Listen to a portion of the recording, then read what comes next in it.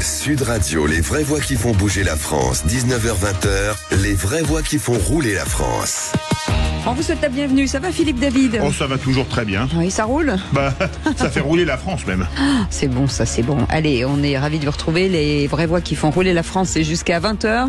Au sommaire de cette émission, on va revenir sur la hausse préoccupante de la mortalité routière en mars. La France a enregistré donc une augmentation alarmante de 31% du nombre de décès sur les routes, avec 254 personnes tuées. Selon la sécurité routière, ces chiffres marquent un retour au niveau observé en 2019, soulignant une tendance inquiétante dès le début de l'année. Anne Lavaux sera avec nous, déléguée générale de l'association Prévention Routière, et Yves Cara, porte-parole de Mobilité Club France. Hi-Flow, pionnier de la livraison automobile en Europe, fondé en France, Hi-Flow est spécialisé dans la livraison de véhicules et l'année 2023 marque une croissance record de 44%. L'entreprise s'engage à révolutionner le secteur avec des solutions innovantes et un service orienté satisfaction client. Et on en parlera avec Claire Canouillet, cofondatrice de Hi-Flow et gagnante du Grand Prix SF Autotech il y a 5 ans, dont elle est jurée et où Sud Radio sera présent mercredi prochain et dont Sud Radio est partenaire. Et West Forever, spécialiste des voyages à moto, l'agence de voyage française se distingue par son expertise dans l'organisation de circuits à moto à travers les États-Unis et d'autres destinations mythiques du monde. Fondée par des passionnés, elle offre une expérience de voyage inoubliable, alliant aventure, découverte culturelle, et Fabien Baranès sera avec nous, patron de cette agence. On vous souhaite la bienvenue. C'est les vraies voix qui font rouler la France. Les vraies voix Sud Radio. Et au 0826 300 300, coup de gueule de l'un de nos auditeurs. Patrice est avec nous et il nous appelle de l'Essonne. Bonsoir Patrice. Bonsoir Patrice. Oui, bonsoir à vous. Oui. Bah écoutez, un coup de gueule, on peut dire un coup de gueule, mais c'est surtout une prise de conscience que l'on ne donne pas à tous vos auditeurs et à tous les Français concernant les voitures électriques. Voilà. Les voitures électriques sont, et je le pense réellement, bien pour un usage quotidien et mesuré, mais en aucun cas ne peuvent remplacer un véhicule qui va servir également à partir en vacances, car sur de longues distances, c'est ça que vous voulez dire? Tout à fait, tout à fait. Et également, si on veut partir en imprévu, prenons quelqu'un qui va au quotidien travailler avec sa voiture, qui la recharge tous les 3 jours, puisque s'il a une autonomie moyenne de 300 km et qu'il fait 70 km par jour, bon, il peut espérer la recharger qu'au bout de 3 jours. Mais si un besoin se fait sentir en rentrant le soir d'aller voir un de ses proches à une centaine de kilomètres, et ben sa voiture ne sera pas prête. Et donc dans ces conditions-là, il faudra attendre grand-mère pendant un certain temps. Ce que vous dites, Patrice, c'est que finalement avec les voitures électriques, il faut changer de logiciel, c'est-à-dire qu'il faut tout anticiper avant, et tout ce que vous dites, le last minute, dernière minute, c'est un peu compliqué. Pas, oui. Oui, et puis également, on nous vend des voitures qui ne correspondent pas du tout à l'autonomie prévue. Je prends une 308 toute moderne, et je la critique pas, hein, mais on vous la vend pour une autonomie de plus de 400 km. En définitive, sur l'autoroute, au mieux, vous aurez 220 km d'autonomie, et encore en roulant calmement.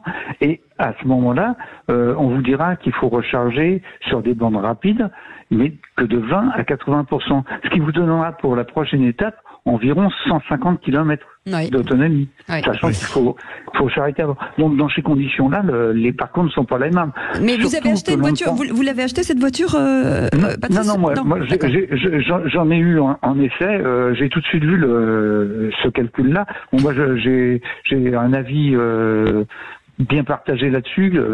J'ai une hybride actuellement à cause de cela, et j'en suis très content. Mais effectivement, j'ai aucun problème de recharge. Et il faut savoir qu'une voiture électrique, la donnée qui vous est donnée aussi dépend du poids que vous emmenez avec la voiture. Si vous êtes chargé pour partir en vacances, l'autonomie est encore moins. Ce qui fait des situations ubuesques où moi dans mon essai, on me planifiait, le planificateur me donnait sur 400 km mettre 3 arrêts, alors que la voiture avait 400 km d'autonomie au départ. Donc ça paraissait presque pour moi d'un seul tenant le faire. Et puis en définitive, c'est pas du tout ça. C'est vrai que Patrice, si vous emmenez Philippe David avec ses bagages, c'est plus d'une tonne. Hein. Ça c'est sûr. C'est pas les bagages le poids, c'est moi. Oui. C'est surtout il faut surtout pas avoir envie d'emmener des vélos derrière. Faut pas avoir envie d'avoir une galerie ou des choses qui vont complètement. Et alors le problème aussi des recharges, et ça je l'ai découvert, c'est que vous allez vous mettre sur une borne même de superchargeur, vous pensez avoir le débit maximum, et puis vous vous rendez compte qu'à la borne où vous arrivez, vous avez déjà d'autres voitures qui y sont, et le potentiel de la borne est divisé par le nombre d'utilisateurs. Oui. Donc votre recharge qui était prévue pour une demi-heure se transforme en 1h30. Oui, et c'est vrai qu'en plus c'est une question de tarif aussi, on comprend, parce que c'est vrai que sur l'autoroute c'est pas donné. C'est sûr que c'est un petit peu compliqué. Merci beaucoup. Oui, voilà. Merci mille fois Patrice pour votre témoignage. Merci beaucoup de cette expérience effectivement de la voiture électrique. Alors elle n'est pas partagée avec tout le monde, mais il est vrai que ça peut poser des problèmes. Merci beaucoup d'avoir été avec nous, Patrice. Vous restez avec nous dans un instant. On va revenir sur les mauvais chiffres de la sécurité routière et on en parlera avec Yves Cara qui est avec nous, un porte-parole de Mobilité Club France, et puis Anne Lavaux, déléguée générale de l'association de prévention routière. À tout de suite. Sud Radio, les vraies voix qui font bouger la France. 19h-20h, les vraies voix qui font rouler la France. Et on est ravis de vous retrouver tous les jeudis soirs sur l'actualité de l'automobile en général. Ça va, Philippe Davy ? Ça va toujours très bien. Bon, écoutez, je suis contente. La France se réjouit de cette information importante. Il va y avoir un communiqué AFP, une dépêche. Allez, tout de suite, on va revenir plus sérieusement sur les mauvais chiffres de la sécurité routière. Comment faire mieux ? On va en parler avec nos invités. Bonsoir Yves Cara. Bonsoir à toutes et à tous. Du Mobility Club France. On est ravis de vous accueillir. Anne Lavaux est avec nous aussi, déléguée générale de l'association Prévention routière. Merci d'être avec nous. Bonsoir Anne. Bonsoir. Avec des chiffres considérés comme catastrophiques, puisque les chiffres de mars 2023 étaient particulièrement bas et avec un recul de 14% par rapport à mars 2022. Est-ce que, au contraire, est-ce que c'est plutôt une bonne nouvelle ? C'est en recul, non ? Alors les chiffres ont augmenté, mais les chiffres sont-ils si mauvais puisque mars 2023 était très bas. Est-ce que cette hausse, elle n'est pas finalement un peu en trompe-l'œil ? Évidemment, c'est que des drames, bien évidemment. Anne Lavaux. Alors, en ce qui concerne ce communiqué qui effectivement a fait beaucoup réagir avec ce chiffre de plus 31% de la mortalité en mars. Nous, ce qu'on a regardé à l'association Prévention routière, c'est pas ce que vous aviez, en effet, plus 31% du nombre de tués en mars 2024 par rapport à mars 2023. Nous, à l'association, ce qu'on a regardé, en fait, c'est 3 chiffres. On a regardé l'augmentation du nombre d'accidents corporels, plus 9%, l'augmentation du nombre de blessés graves, plus 10%, et l'augmentation du nombre de tués, plus 31%. Et en fait, c'est en regardant, en mettant en perspective ces 3 données qu'on se rend compte qu'il se passe quelque chose et que comme la vitesse est le facteur aggravant de toutes les autres causes de mortalité sur la route, malheureusement, eh bien, de toute évidence, les accidents sont devenus de plus en plus graves puisqu'on a plus de tués que d'augmentation d'accidents corporels. Donc, ça veut dire qu'il y a eu un facteur qui a aggravé les accidents et ce facteur, c'est la vitesse. En mars, les Français ont roulé plus vite. Yves Cara. Oui. Alors, bonsoir Anne. Bonsoir Yves. C'est tout à fait exceptionnel, effectivement, ce 30%. Et je vais vous donner une information que nous avons observée. Il n'y a que nous qui pouvions l'observer à Mobilité Club France. Je vais vous expliquer pourquoi. Moi, à chiffre exceptionnel, cause exceptionnelle. Alors, ça c'est très personnel, je pense qu'il a tellement plu que les routes ont été mouillées 7 jours sur 7, 24 heures sur 24, ça a certainement joué un peu, participé à cette augmentation. Mais il y a quelque chose de tout à fait étonnant qu'on a observé avec nos membres et les retours qu'ils nous faisaient. Je les ai vus, donc ce dont je vais vous parler. Donc pour ne pas enlever le point lorsqu'on est à moins de 5 km/h, il a fallu changer le logiciel, d'accord, du gouvernement. Eh bien, il se trouve qu'il y a eu un bug. On a vu les PV. Et en fait, les points n'ont pas été retirés sur plein de PV. À 3, 4 points, etc., etc. Donc, il était noté sur le PV. Cette infraction ne vous retirera, ne vous enlèvera pas de points. Donc, alors, je ne sais pas si ce bug, on l'a vu encore une fois. Donc, et il y a eu aussi un phénomène tout à fait incroyable. C'est que le nombre de stages de récupération de points, nous, on le fait depuis des dizaines d'années, s'est totalement écroulé ces 3 derniers mois. Quand je dis écroulé, on en faisait 2 par semaine, on en fait 2 par mois maintenant. Vous voyez, sur un même site. Ah oui. Oui. Donc, tout ça fait que, effectivement, et Anne a raison, les gens ont dû recevoir les PV en se disant « Ah, c'est génial, on perd plus de points », mais c'est pas uniquement le point des 5 km/h. C'est peut-être, et c'est certainement, parce que c'est tout à fait exceptionnel, l'effet de dire on perd plus de points, donc il y a eu un relâchement, et pas seulement sur la vitesse, mais sur tous les comportements, téléphone ou autre. Franchement, je pense que c'est pas sur la vitesse, parce que c'est exceptionnel, et tout ça a concouru effectivement à ces chiffres dramatiques. Il faudra observer, si ça continue comme ça, il faudra prendre des décisions. Alors, mais déjà, il faudrait résoudre ce bug. Oui, déjà. Ça, c'est sûr. Alors ça, c'est vrai que la météo, ça influe a priori sur le nombre d'accidents, mais il y a une question qui se pose, quelles sont les routes les plus accidentogènes et les plus létales en France? Théoriquement, c'est pas les autoroutes, c'est plutôt lesquelles, Anne Lavaux? Alors, si vous me permettez, je vais réagir à ce qu'a dit Yves. Et bien évidemment, je suis d'accord par principe avec Yves, mais je vais apporter un élément à l'analyse. C'est que, en effet, on s'est pas contenté de regarder, mais comme le fait Mobilité Club France, le mois de mars, et on a regardé les choses depuis le 1er janvier, date de l'entrée en vigueur de cette mesure sur la fin du retrait d'un point pour ce qui est qualifié de petits excès de vitesse. Or, qu'est-ce qui se passe depuis le 1er janvier? Eh bien, le nombre d'accidents corporels est quasiment identique. Le nombre de blessés graves a progressé de 4% et le nombre de tués a progressé de 13%. Donc, vous voyez cette logique qui est une logique qu'on peut expliquer par un bug, par autre chose, etc., mais qui est la conséquence de ça, c'est que les gens ont roulé plus vite puisque les accidents sont plus graves. En tout cas, que les accidents sont plus graves, ça, je pense qu'on peut être tous d'accord. Alors après, pour répondre à votre question, Philippe, sur les réseaux les plus accidentogènes. Les réseaux les plus accidentogènes, toujours sur ce trimestre. Nous, on préfère regarder sur des périodes un petit peu plus longues parce que ça permet de corriger justement le côté météo-sensible de notre sujet. Eh bien, ce qu'on a vu, c'est que en agglomération sur la période, on est à moins 1%. On va dire que c'est l'épaisseur du trait, c'est stable. Mais en revanche, ce qui est très surprenant, c'est l'augmentation de la mortalité sur les autoroutes. Il y a une augmentation hors agglomération, mais il y a une augmentation encore plus importante de 34% de la mortalité sur les autoroutes sur la séquence. Oui, depuis quelques mois, Anne, déjà. Oui. Depuis quelques mois. Depuis quelques mois. Et ça, c'est assez inédit parce que l'autoroute reste, malgré tout, le réseau le moins accidentogène.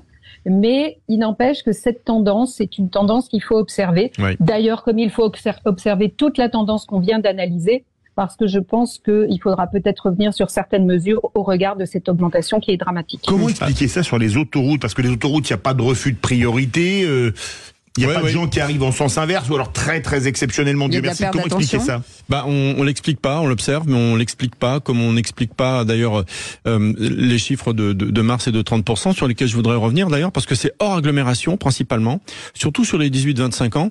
Et chose importante à dire, ça ne touche pas que les voitures. Ça touche les vélos motorisés, les motos, les deux roues et les piétons. Donc c'est tout à fait étonnant. Donc il faudra observer si en avril ou mai ça commence, ça continue.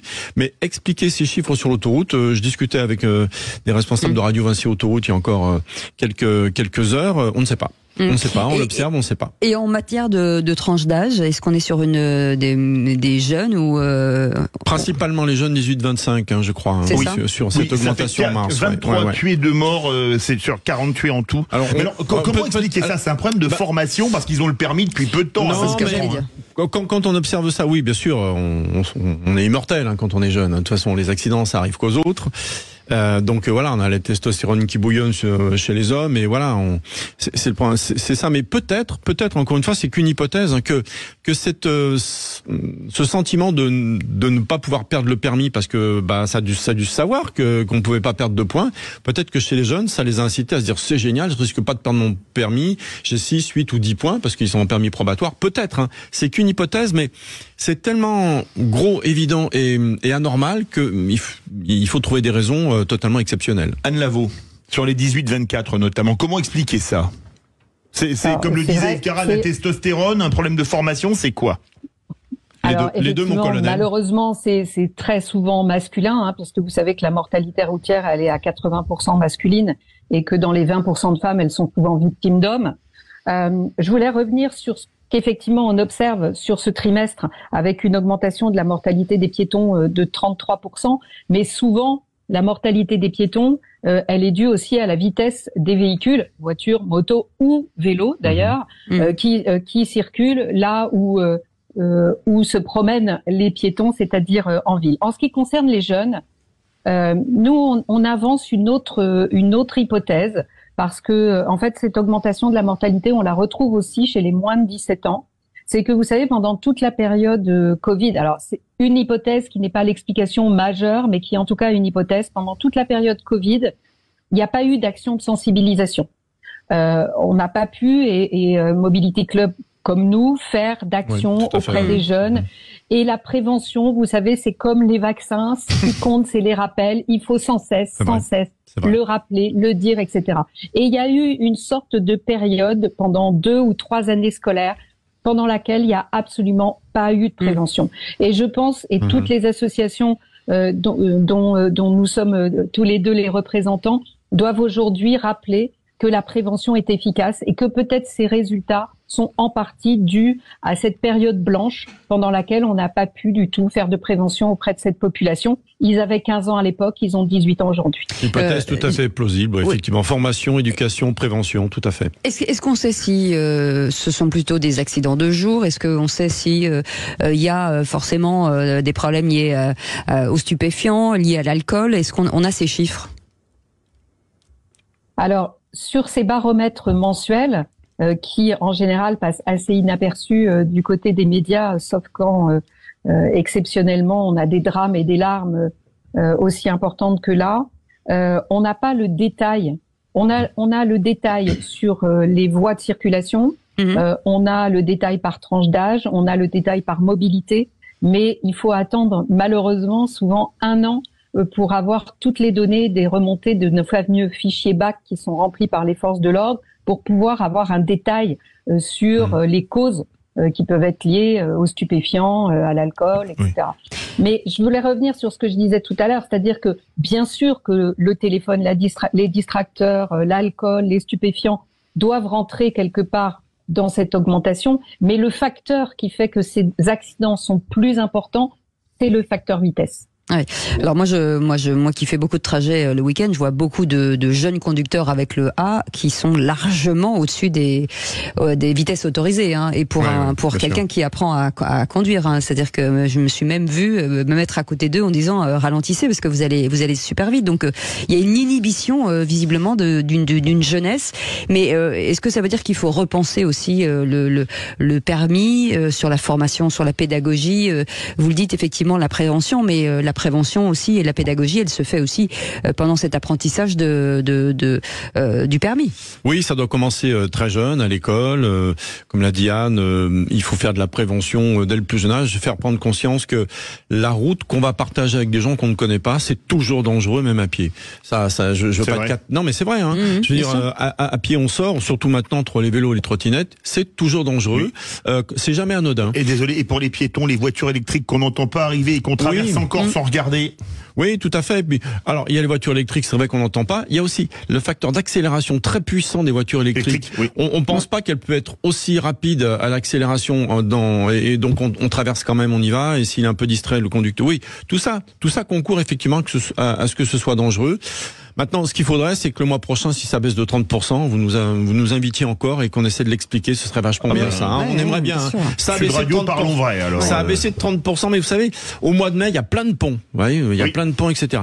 J'ai peur que les chiffres augmentent, malheureusement, parce que ça va être mathématique. Donc, il faudra redoubler d'attention, dire attention, faites encore plus attention que d'habitude. Anne Lavaux inquiète pour le mois de mai, comme il y a des ponts et même des viaducs, comme on dit de manière un peu triviale.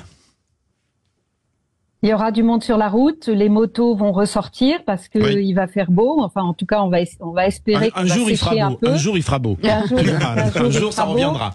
Et assez paradoxalement, notre sujet est météo sensible, mais de façon contre-intuitive. C'est-à-dire que souvent, c'est quand il fait beau que, en effet, la mortalité repart, parce que vous savez que les 2 roues motorisées payent un lourd tribut à ces statistiques de mortalité, et que lorsque le printemps revient, que l'appel du 2 roues est là, eh bien malheureusement il y a des drames. Et d'ailleurs, il y a eu beaucoup d'accidents de moto début mars. Ça c'est les médias et la PQR qui malheureusement nous le dit. Et lire la PQR le lundi matin, c'est souvent très triste. Merci beaucoup, en tout cas, Anne Lavaux, d'avoir été avec nous, déléguée générale de l'association Prévention routière. Je vous incite, bien entendu, à faire attention à vous et aux autres, bien sûr, parce que la route ne vous appartient pas. Elle appartient à tout le monde. Yves Cara, vous restez avec nous, porte-parole de Mobilité Club France. Et dans un instant, une lauréate. Voilà, un côté un peu plus détendu et plus léger.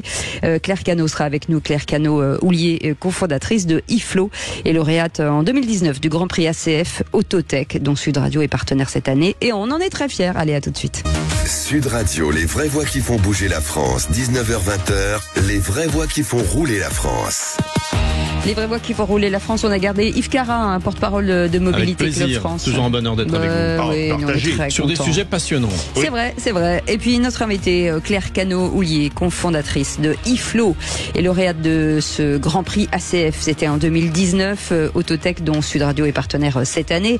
Et on accueille aussi Christophe Lacroix. Bonsoir, merci d'être avec nous. Vous êtes patron de l'innovation, développement durable de chez Motul. Première question, puisque les partenaires sont très importants. C'est important, Christophe Lacroix. Ce partenariat, justement, avec ce Grand Prix ACF Autotech, il y a un lien logique entre Motul, l'innovation et ce Grand Prix. Oui, tout à fait. Donc, vous savez, Motul, c'est une maison qui a été créée en 1853. Donc, avec une histoire impliquée, internationale, impliquée dans la mobilité depuis très longtemps. Pour certains, je pense que vous vous souvenez tous d'avoir mis de l'huile Motul, oui. De l'huile, dans votre centre Peugeot ou des choses comme ça. Bon, les choses ont évolué et il s'avère que le marché évolue, les tendances de consommation évolue aussi. Et donc, il était important pour une compagnie comme la nôtre, qui s'inscrit aussi dans la sustainabilité, dans tout ce qui est innovation, d'être partenaire de start-up qui innovent, qui vont vite, qui sont agiles. Et donc, ça, c'est un très gros moteur d'être partenaire du Grand Prix ACF Autotech. Claire Cano-Houlier, vous êtes fondatrice de iFlow, ou iFlow, on dit iFlow? iFlow, même en français. In English, please. De iFlow, vous avez remporté le Grand Prix ACF Autotech il y a pile 5 ans. Oui, tout à fait. En 2019, alors déjà, quel souvenir regardez-vous et qu'est-ce que ça vous a apporté en tant que fondatrice de iFlow? Alors, on était très émus, en fait, parce que ce lieu, c'est un lieu monumental. C'est sur la place de la Concorde. Et en plus, c'est un lieu qui n'est pas très ouvert aux femmes, il faut le savoir. C'est un club de plus en plus. Voilà, uniquement masculin, mais qui s'ouvre de plus en plus. Donc, c'était vraiment symbolique. C'est très solennel aussi. Pour nous, voilà, c'est très solennel, mais à la fois, c'était symbolique. Ils aient choisi un projet qui est porté par une femme. Enfin, on est 2 fondateurs. Je suis associée à un cofondateur homme, mais c'est un projet mixte. Et ce qui est beau, c'est que je vois que dans la liste des nominés cette année, il y a aussi 3 projets mixtes dans la liste du Grand Prix. Donc c'est chouette de voir que peut-être à notre échelle, on a pu aussi inspirer d'autres femmes à rejoindre ce secteur qui est passionnant, mais qui était très masculin jusqu'alors. Alors iFlow, c'est assez étonnant. C'est forcément l'idée vient d'un constat. Oui. Alors en sur fait, l'automobile. L'idée, elle nous est venue la société. Donc on est plus trop une start-up. On a 12 ans d'existence déjà chez iFlow. Très âgé. Et on est très âgé. Et au en Québec, fait, on dit pas une start-up, on dit une jeune pousse. Vous êtes une pousse d'un âge raisonnable. Alors on dit maintenant scale-up si on est vraiment à la pointe du terme. Exactement. Mais voilà, on est une entreprise de croissance et en fait, iFlow a été créé effectivement sur un modèle de rapatriement de véhicules pour les loueurs de voitures. Et puis on s'est rendu compte en abordant ce sujet de la logistique automobile que le marché était en train de changer. C'est ce que vous étiez en train de dire, qu'il n'y avait pas de service pour amener la voiture chez les gens, au domicile ou sur leur lieu de travail, alors que en fait l'accès à la mobilité, pouvoir accéder très rapidement à toutes les solutions de mobilité qui existent, est fondamental pour ce qui est en train de se passer. C'est-à-dire, ce qu'on dit nous chez iFlow, c'est que dans 10 ans, vous n'achèterez plus votre voiture chez votre concessionnaire pour 10 ans. En fait, dans 10 ans, vous allez louer en ligne un véhicule électrique pour quelques mois. Et ça bouleverse toute la logistique et il faut être capable de délivrer cette promesse. Donc c'est ce qu'on fait nous chez iFlow. Christophe Lacroix, vous êtes patron innovation et développement durable de Motul. Alors pour les béotiens que nous sommes, c'est le bidon d'huile, vous savez, la jauge, on regarde combien il en reste. En quoi il y a des nouveautés technologiques dans l'huile ? Des nouveautés technologiques dans l'huile, j'ai envie de dire, il y en a à peu près tous les jours parce qu'en fait les moteurs ne font que s'améliorer. Il vous a pas échappé que vos intervalles de vidange ont quand même largement changé. On est à 30 000 maintenant. Au cours des années, en fait l'huile participe aussi à réduire la consommation de votre voiture si vous avez le bon lubrifiant.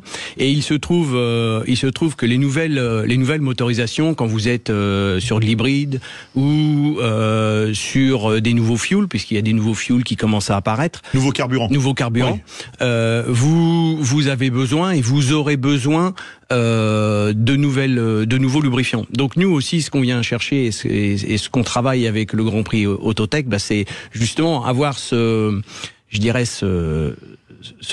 cette notion de feed des jeunes pousses ou des startups qui Ça veut dire que ça vous pousse dans vos derniers retranchements. Je sais pas que vous voyez une innovation de dire il faut vraiment qu'on soit dans le. Ça veut dire que ça nous permet de voir absolument ce qui se passe et on reste bien évidemment à l'affût de tout ce qui se passe.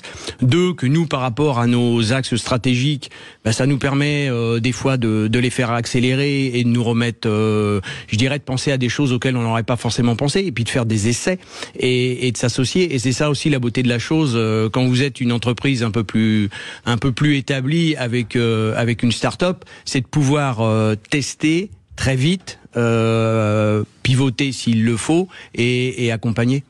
Et je suppose allez-y. Pardon, je suppose que vous avez été obligé de créer de nouveaux fluides, pas forcément que des huiles d'ailleurs pour les voitures électriques. Alors tout à fait.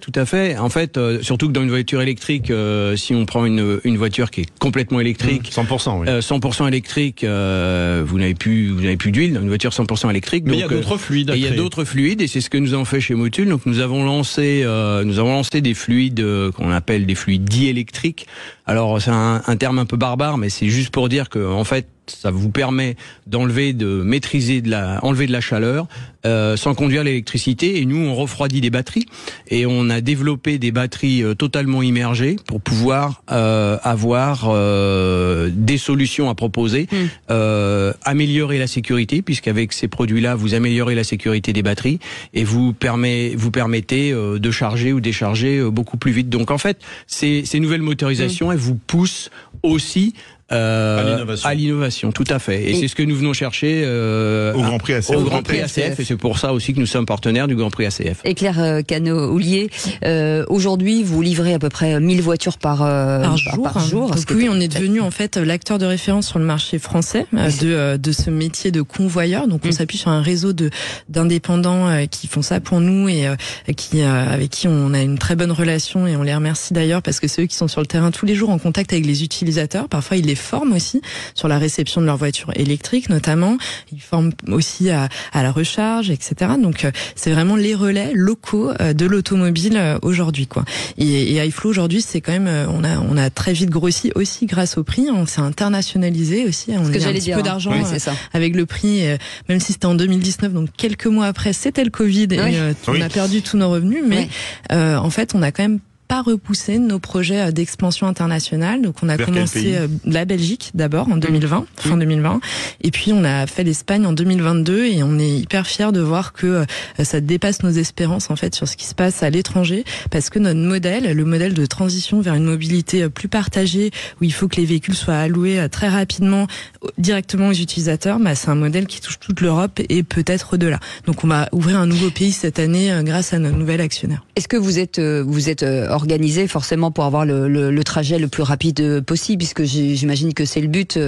C'est ce qu'on appelle le service client. Dès que la voiture est prête, le client la veut directement. Oui, et c'est très stratégique. En fait, l'année dernière, peut-être vous l'aviez vu, mais il y a une grosse crise dans la logistique auto, notamment chez Stellantis, qui a revu ses process auto de logistique et des clients ont attendu des commandes parfois 6 mois, parfois plus, et donc des commandes ont été annulées. Donc, vous voyez qu'il y a un gros impact si la logistique est pas fluide sur l'accès à sa voiture et le fait de pouvoir changer, par exemple, d'une motorisation à 100% électrique la semaine à un véhicule hybride pour le week-end ou les grandes vacances. Et ça, c'est des modèles sur lesquels les constructeurs que les constructeurs regardent beaucoup, mais qui sont opérables que par une logistique très fine comme ce que peut faire iFlow. C'est comme Amazon qui a été basé sur une entreprise de logistique. Bien sûr. Une question rapide pour finir à chacun. Ça va être un grand cru, ce Grand Prix ACF Autotech, Christophe Lacroix, et quel effet ça fait quand on est juré après avoir gagné? Ça va être difficile, hein. Très objectif. On veut voter pour tout le monde. Non, ça va être un très grand cru, et ce qui est formidable, c'est de voir que je pense que ça ne fait, si vous voulez, ça s'internationalise, parce que déjà c'est une première chose, hein. Le Grand Prix s'est internationalisé, donc ça c'est très bien. Et on est sur des innovations qui sont ça devient de plus en plus compliqué à choisir, donc ça c'est aussi très bien, et le nombre de dossiers ne fait que grandir. Donc si vous voulez, les partenaires de ce Grand Prix en sont tous satisfaits et ravis, et comme le dit iFlow, je pense que le cadre, la bienveillance qui aussi accompagne ce Grand Prix font partie aussi de permettre aux startups de pouvoir évoluer très positivement dans ce cadre-là. Claire Canolieu, juste une petite question pour les prochains. Quels conseils vous pouvez donner, parce que vous avez pitché, monté un dossier, enfin voilà. Oui, donc c'est vrai. En fait, j'ai vu qu'ils étaient tous déjà très bons, donc je sais pas si j'ai des conseils à donner, mais en tout cas. C'est beau la modestie. Non, mais ce que je voulais dire, c'est que déjà, je trouve qu'il y a dans le Grand Prix c'est des innovations de procédés industriels, des trucs très pointus, de recherche. Encore une fois, où il y a des femmes, donc ça me fait très plaisir aussi de voir que on forme des générations de femmes ingénieurs et qui vont monter dans l'entreprise derrière. Et en fait, c'est des projets qui demandent beaucoup de fonds. Peut-être qu'elles trouveront, ces entreprises aussi, des fonds dans les entreprises. On parle des entreprises qui font des partenariats commerciaux, des grosses entreprises avec des startups, mais aussi peut-être des partenariats financiers, investir. Nous, ça a été le cas pour le coup, 5 ans après. Donc CACF, qui nous a vus au Grand Prix, a investi chez nous, est devenu notre actionnaire majoritaire. Donc il y a aussi des belles histoires qui se construisent, et je leur souhaite tout ce parcours, quoi. Et on y sera mercredi prochain à l'Automobile Club de France, dans ce lieu magnifique. Alors tant à l'intérieur qu'à l'extérieur, puisque c'est place de la Concorde. Sud Radio, Les Vraies Voix, ils seront en émission de 17h à 20h. Et le lendemain, dans Les Vraies Voix qui font rouler la France, les lauréats seront dans ce studio. Donc ça nous promet un beau programme. Vous aurez des comptes à rendre, comme jury. Allez, vous restez avec nous. On fait une petite pause, on revient dans un instant. Sud Radio, Les Vraies Voix qui font bouger la France. 19h-20h, Les Vraies Voix qui font rouler la France.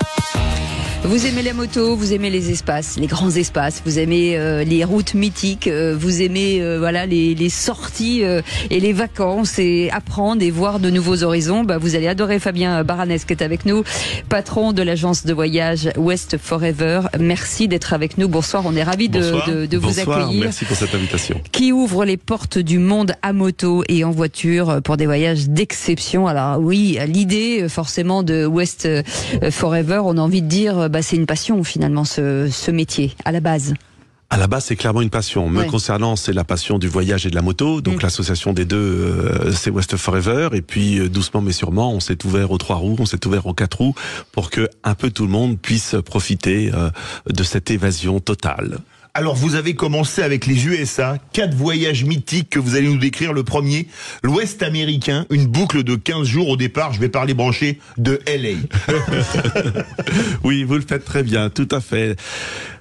L'Ouest américain, c'est au niveau de la beauté des paysages, c'est du top absolu. Et de la diversité. Et de la diversité, vous avez complètement raison. En 15 jours, vous allez voir de véritables merveilles, ça va changer tous les jours. Et puis, il y a ces grands espaces que sont le Grand Canyon, que peut-être Monument Valley, Bryce Canyon, etc. Vous allez y rajouter quelques touches exotiques, comme la route 66, un petit passage par Las Vegas, et puis quand même la Californie avec ces deux magnifiques villes que sont Los Angeles et San Francisco. Bref, une boucle qui restera en mémoire pendant, a priori, de longues années. Est-ce que ça veut dire que c'est la préférée aujourd'hui? C'est celle qui représente un peu les États-Unis pour tout le monde. Tout le monde parle effectivement de cette route 66. Est-ce que c'est celle qui fonctionne le mieux? Alors, lorsque l'on parle de voyage itinérant, de circuit, c'est vraiment la boucle ouest américain que l'on va pouvoir tricoter de différentes manières, mais c'est vraiment l'ouest américain et ses grandioses paysages qui l'emportent bien devant la route 66, qui, elle, a une optique mythique, historique, culturelle, qui passe un petit peu après si on regarde le nombre de départs. C'est un de vos voyages, l'éternelle route 66, pour les amateurs de musique du sud des États-Unis, notamment de blues, la route du blues qui part de Chicago pour arriver à la Nouvelle-Orléans. Ça fait rêver. Oui, là on est vraiment dans un circuit à thème et ce thème c'est la musique. Là c'est nord-sud, sud-nord dans les deux sens, ça marche parfaitement. C'est l'histoire aussi quand même d'un peuple, le peuple afro-américain qui va fuir, qui va quitter le delta du Mississippi, les plantations dans lesquelles ils étaient réduits à l'esclavage et qui, appelés par les usines du nord, vont parcourir cette transhumance du sud au nord et vont essaimer un peu partout ce qu'on a appelé aujourd'hui une route du blues, parce que de grands génies de la musique dans cette population. Puis à un moment donné, il y a quand même cette musique blanche américaine qui vient se mixer à cet ensemble. C'est délicieux. On écoute de la musique sans arrêt. On en écoute en live tous les soirs. Oui, c'est vraiment un circuit de passionnés. Génial. Mais c'est une organisation, c'est-à-dire que le travail de mettre en place tout ça est très long. C'est-à-dire que j'imagine que ça vous a mis des mois pour les bons hôtels, des bons endroits. C'est un travail en amont qui est colossal. Alors si je dois être honnête, même des années. La réalité, c'est qu'un circuit lors de sa première est jamais aussi bon que lorsque de sa 50e.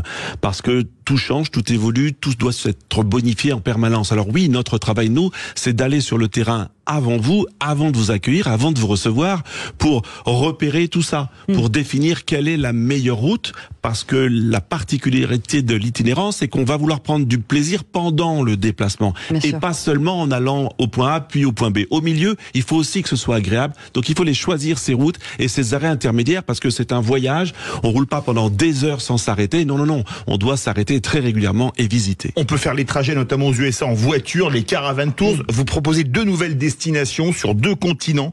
Commençons avec l'Asie, la Mongolie, qui est un pays magnifique. Dans quel véhicule parcourt-on la Mongolie ? Alors la Mongolie rentre dans...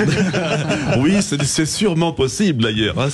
Non, on vous propose de le faire en 4x4 parce que c'est vrai que c'est un pays qui est d'abord très grand et ensuite qui possède un réseau routier très peu goudronné. Donc soit on est habile à moto tout-terrain, soit on est mieux sur 4 roues. Et la particularité de la Mongolie, c'est qu'on est vraiment dans un pays nomade et c'est ce qui va nous intéresser, c'est de comprendre cette culture nomade.